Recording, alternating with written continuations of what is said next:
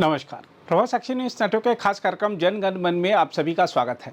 America की एक पुरानी और बेहद खराब आदत रही है कि वह अपने गिरेबान में झांकने की बजाय दुनिया भर को नसीहत देने और दूसरों का आकलन करने में आगे रहता है।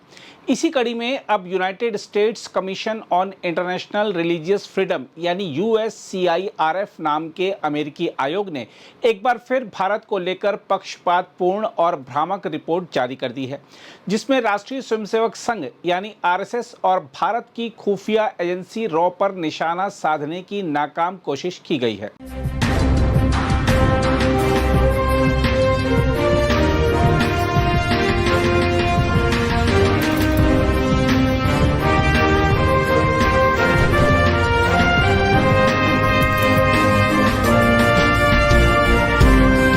भारत सरकार ने इस मनगढ़ंत रिपोर्ट पर कड़ी प्रतिक्रिया जताते हुए इसे साफ तौर पर खारिज कर दिया है। भारतीय विदेश मंत्रालय के प्रवक्ता रणधीर जायसवाल ने दो टूक कहा है कि यह आयोग कई वर्षों से भारत की एक विकृत और चयनित तस्वीर पेश करता रहा है।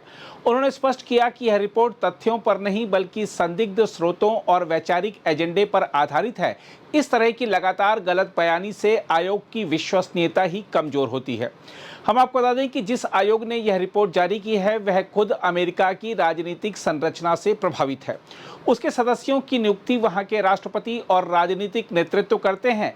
ऐसे में उसकी निष्पक्षता पर सवाल उठना स्वाभाविक है।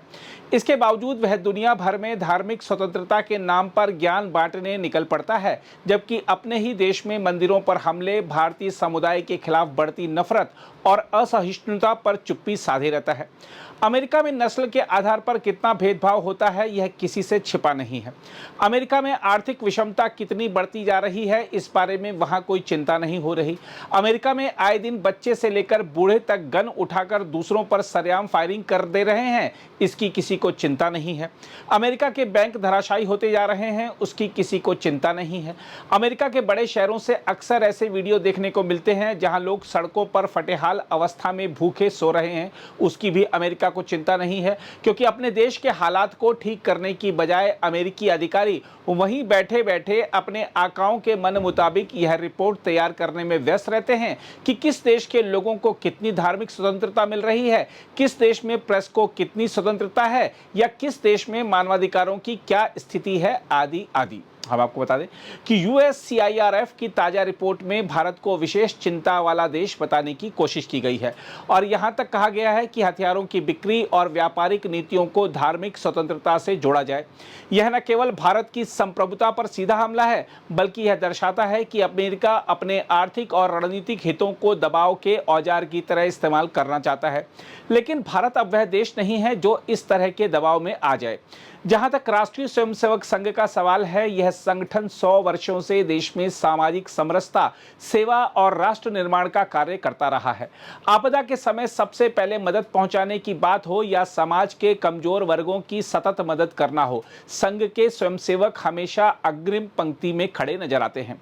ऐसे संगठन पर प्रतिबंध लगाने की सिफारिश करना न केवल हास्यास्पद है, बल्कि यह भारत की जमीनी सच्चाई से पूरी तरह अनभिज्ञता को दर्शाता है। RSS के बारे में गलत टिप्पणी कर रहे अमेरिकी आयोग को यह भी जानना चाहिए कि अपनी स्थापना के समय से ही राष्ट्रीय स्वयंसेवक संघ ने राष्ट्र निर्माण को ही अपना प्रमुख उद्देश्य रखा है।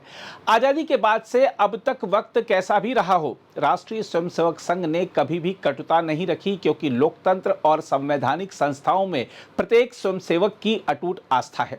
अनेक चुनौतियों का सामना करते हुए भी संघ एक विशाल वटवृक्ष की तरह अडिग रहकर राष्ट्र और समाज की निरंतर सेवा करता रहा है। लेकिन यह बात अमेरिकी आयोग की रिपोर्ट लिखने वालों को वाशिंगटन में बैठकर समझ नहीं आएगी। यदि उन्हें भी राष्ट्रभक्ति, निस्वार्थ समाज सेवा और अपनी संस्कृति पर गौरव करने का भाव समझना सीखना है तो संघ की शाखाओं पर आना पड़ेगा। इसी तरह भारत की खुफिया एजेंसी रॉ, जो देश की सुरक्षा के लिए दिन रात काम करती है, उसे भी निशाने पर लेना एक सोची समझी साजिश जैसा लगता है। यह एजेंसी देश को बाहरी खतरों से बचाने में अहम भूमिका निभाती है। उसकी कार्यप्रणाली पर सवाल उठाना उन ताकतों को बढ़ावा देना है जो भारत की स्थिरता को कमजोर करना चाहती हैं।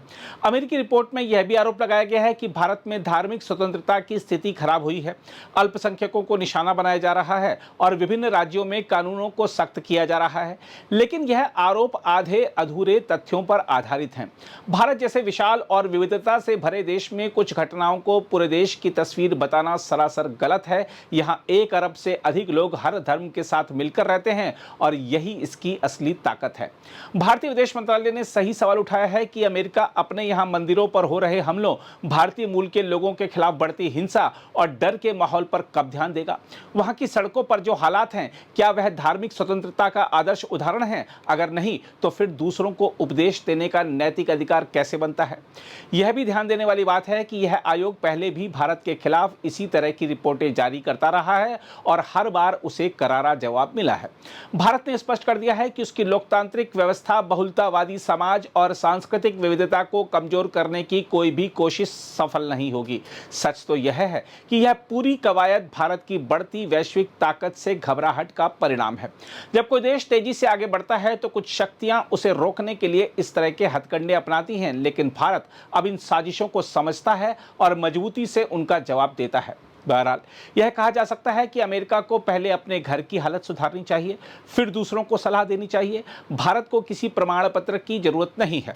यह देश अपनी विविधता, सहिष्णुता और लोकतांत्रिक मूल्यों के बल पर दुनिया में अपनी अलग पहचान रखता है और आगे भी रखेगा। खैर, आइए देखते हैं इस मुद्दे पर बीजेपी सांसद संबित पात्रा क्या कह रहे हैं। आप सभी ने देखा होगा, United states commission on international religious freedom, इस प्रकार का एक बॉडी है अमेरिका में, और मार्च 2026 के उनके रिपोर्ट में इस बॉडी ने, इस कमीशन ने आरएसएस और आरएडब्ल्यू रॉ, जो रिसर्च एंड एनालिसिस विंग है इंडिया की, इन दोनों पे प्रतिबंध लगाने की बात कही है।